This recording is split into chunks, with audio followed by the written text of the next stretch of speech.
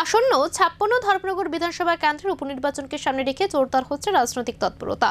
এরই অংশ হিসেবে বৃহস্পতিবার বিকেলে ধর্মনগরে ডিএনভি ময়দানে বামফ্রন্ট প্রার্থী অমিতাভ দত্তের সমর্থনে অনুষ্ঠিত হয় এক বিশাল নির্বাচনী সমাবেশ। এই সমাবেশে উপস্থিত ছিলেন বিরোধী দলনেতা জিতেন্দ্র চৌধুরী। তিনি তার বক্তব্যে রাজ্য সরকারের বিভিন্ন নীতির তীব্র সমালোচনা করেন এবং সাধারণ মানুষের স্বার্থ রক্ষায় বামফ্রন্ট প্রার্থীকে জয়ী করার আহ্বান জানান। সমাবেশে বক্তব্য রাখতে গিয়ে প্রার্থী অমিতাভ দত্ত জানান, ধর্মনগরের সার্বিক উন্নয়ন ও মানুষের অধিকার প্রতিষ্ঠাই তার মূল লক্ষ্য।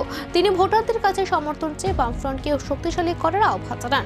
এই দিনের সভায় সিপিএমের বিভিন্ন স্তরের নেতা কর্মী ও সমর্থকদের ব্যাপক উপস্থিতি লক্ষ্য করা যায়। সমাবেশ ঘিরে এলাকায় উৎসাহ ও উদ্দীপনা ছিল চোখে পড়ার মতো। উপনির্বাচনকে সামনে রেখে এই সমাবেশ বামফ্রন্টের শক্তি প্রদর্শন স্পষ্ট, যা রাজনৈতিক মহলে নতুন করে চর্চার বিষয় হয়ে উঠেছে। অধ্যক্ষের চেয়ার থেকে রুলিং দিয়ে দিন যে আপনাদের বিজেপি সরকার তারা যেন দিল্লির সরকারের কাছ থেকে চেয়ে ধর্মনগরকে রেল ডিভিশন করে। যদিও কারো কারো মত ছিল আগরতলা শহর, আগরতলা থেকে বাংলাদেশে যখন আওয়ামী লীগের সরকার ছিল তাদের সাথে আমাদের দোস্তি বন্ধুত্ব সম্পর্ক ভালো ছিল। আখাউড়া দিয়ে একটা লাইনের সম্প্রসারিত হয়েছে, আগরতলাই হবে।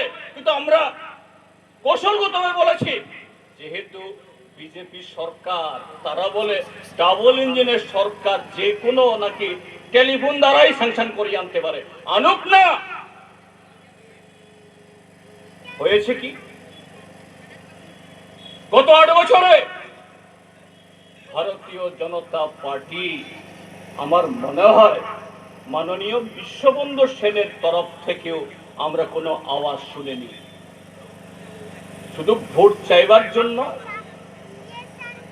মানুষের অন্ধ সমর্থন জোগাড় করার জন্য এরা একটা প্রশ্ন তুলে দেয়, দাবি তুলে দেয়, আর বাস্তবে যখন এদের কাছে কোনো ক্ষমতা হয় সেই ক্ষমতার সদ্ব্যবহার তারা করে না।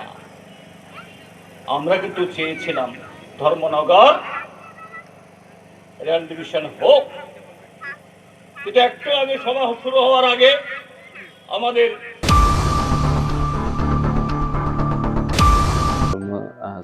सायखोनारवानो जोंनि इन्डास्ट्रिज डिपार्टमेन्ट जोंनि जुबग्रनि इनकाम जेनेरेट खालामनायनि बागै जों बरावनो 600 इ अट' जों बरावनो डिस्ट्रिबिउसन खायखा जे प्रसाद